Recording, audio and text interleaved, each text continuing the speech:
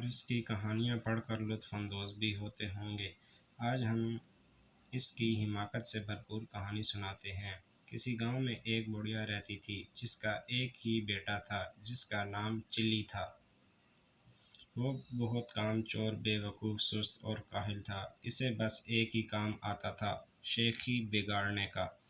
جہاں چند لوگوں کو اکٹھے بیٹھے دیکھتا، ان کے قریب جا کر خود بھی بیٹھ جاتا اور انہیں گفتگو کا موقع دیے بغیر اپنے جھوٹے سچے کارنامے بیان کرنے لگتا۔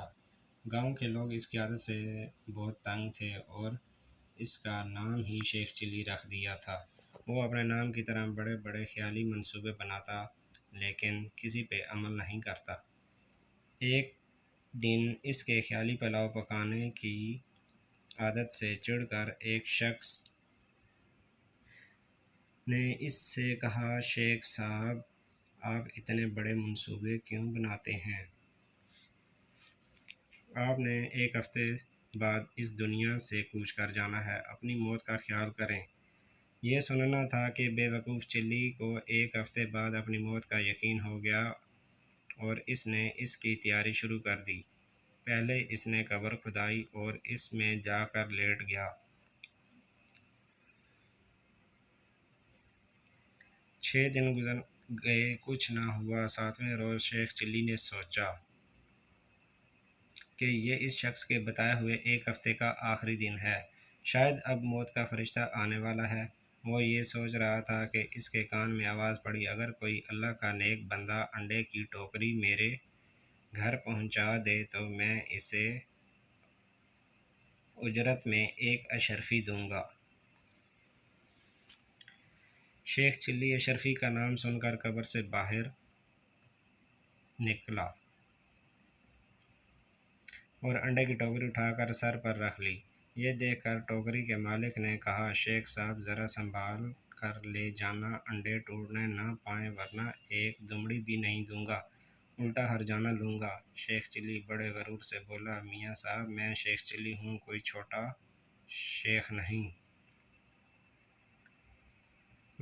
شیخ نہیں ہوں، پورا گاؤں مجھے جانتا ہے۔ یہ کہہ کر وہ انڈے کی ٹوکری لے کر چل پڑا۔ خیالی پلاؤ پکانے کی عادت تو تھی ہی، سر پر انڈے کی ٹوکری رکھ کر راستہ چلتے ہوئے اس کی ذہنی ربک گئی اور لگا خیالی پلاؤ پکانے۔ انڈے پہنچانے کی مزدوری مجھے 1 اشرفی ملے گی، بڑی رقم ہے، اس سے میں مرغی خریدوں گا، وہ مجھے انڈے دے گی، انڈے بیچ کر بکری لوں گا جو بچے دے گی، بکری کے بچے بیچ کر گائے لوں گا،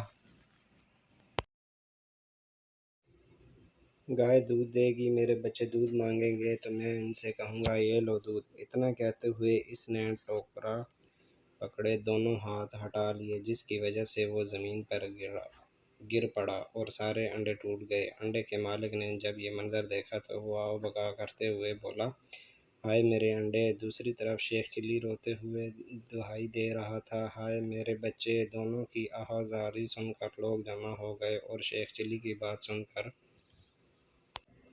اس سے باور کرایا کہ تمہاری تو شادی ہی نہیں ہوئی، بچے کہاں سے آ گئے جو تم رو رہے ہو؟ ہاں، انڈوں کے مالک کا تم نے جو نقصان کیا ہے اس کا ہرجانہ تمہیں دینا پڑے گا۔ شیخ چلی کی ماں تک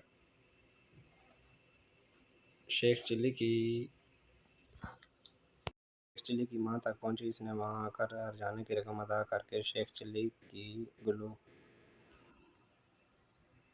خلاصی کرائی۔ پیارے دوستو، آپ کو ہمارا چینل کیسا لگا؟ ہمارے چینل کو لائک کریں، سبسکرائب کریں۔